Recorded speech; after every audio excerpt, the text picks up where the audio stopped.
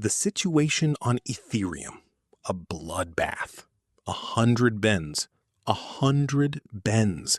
And people, I always say never buy when it's going down, like the others. Or, well, you tell yourself.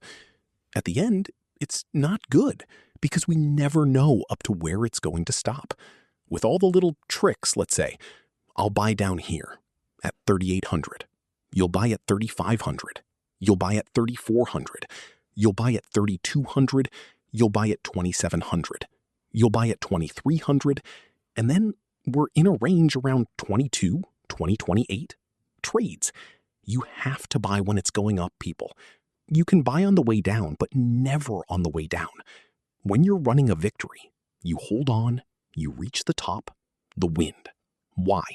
Well, look at the biblical green victory. We reach the end of the impulse, reversal candle, candle of another color, pullback. You take the trend again. So you're at least in a cache of profiles at the top on the red candle. You feel it, okay? It's easy. Why are there wicks here, there? This is the indicator, Crypto-Quebec. Look here, that zone there, it was here before, okay? I'll draw it here.